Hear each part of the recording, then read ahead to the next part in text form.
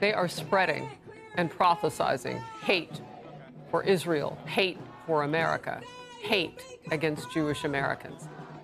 And they're doing it in the middle of the streets of New York City. This scene from yesterday.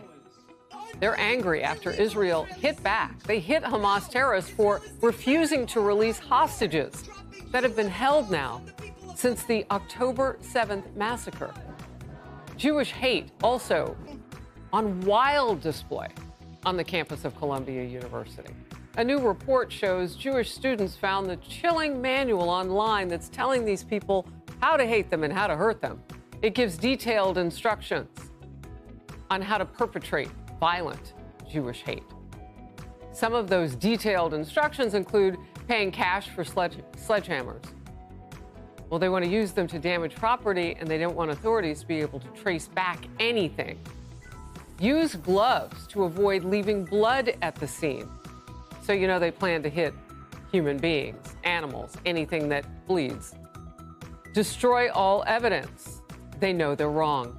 Wear face coverings to conceal identity. Leave no paper trail. One activist said this. What I've seen is these pro-terror protests that are not grassroots efforts. These are very well organized, very well funded. They have the same masks. They have the same uniforms. They have the same camping equipment, the same terror promoting materials like this manual throughout the country. So she would be across from all of these people who hate her and want to hurt her. Can you even imagine speaking up at this point? But she and others do. God bless them. Mobs of protesters are calling for the release of anti-Israel activist Mahmoud Khalil after he was arrested by Immigration Custom Enforcement agents earlier this month. The Columbia University graduate student incited more mayhem in this fiery letter written from his Louisiana detention facility. So he's still leading protest groups as he did when he was on campus here at Columbia in New York. Here's a quote. "I am a political prisoner. Columbia targeted me for my activism, creating a new authoritarian disciplinary office to bypass due process and silence students criticizing Israel. My unjust detention is indicative of the anti-Palestinian racism that both the Biden and Trump administrations have demonstrated over the past 16 months.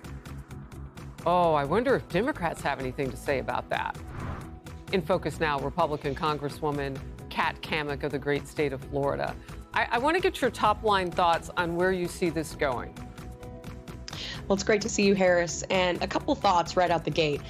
As a foreign student, it is a privilege to study here in the United States. And so these are not immigrants, and we would naturally not allow any foreigner to enter the United States if they shared pro-terrorist sympathies. So it actually stands to reason that those that are here on student visas meant for them to study, they can be revoked just the same as we would deny someone from entering the country should they harbor pro-terrorist sympathies.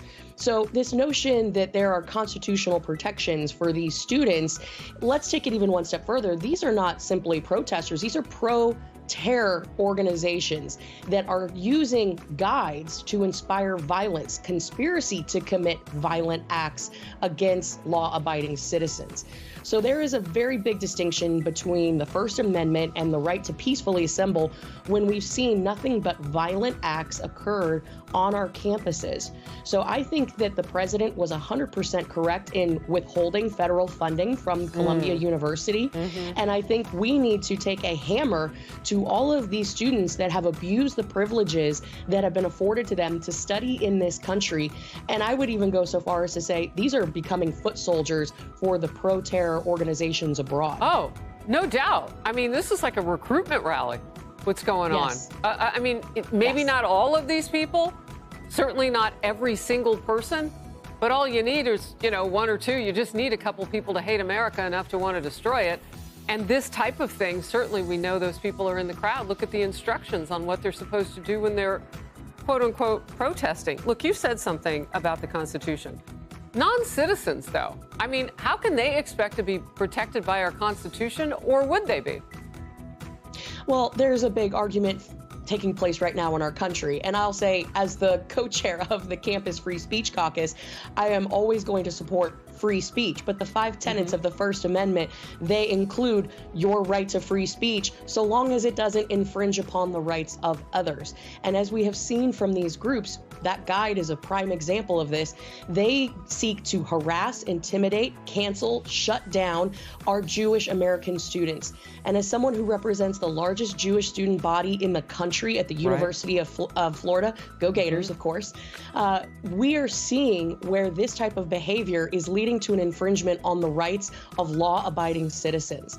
So not only have we seen where these protests have turned violent, but they are not rooted in peaceful assembly. They are not rooted in free speech. They are rooted in generating acts of terror against law-abiding American citizens.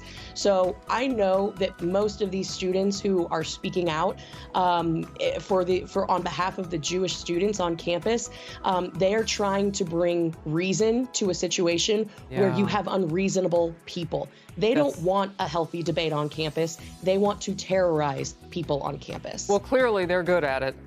Look, free speech, I thought, under our laws and Constitution was for our citizens.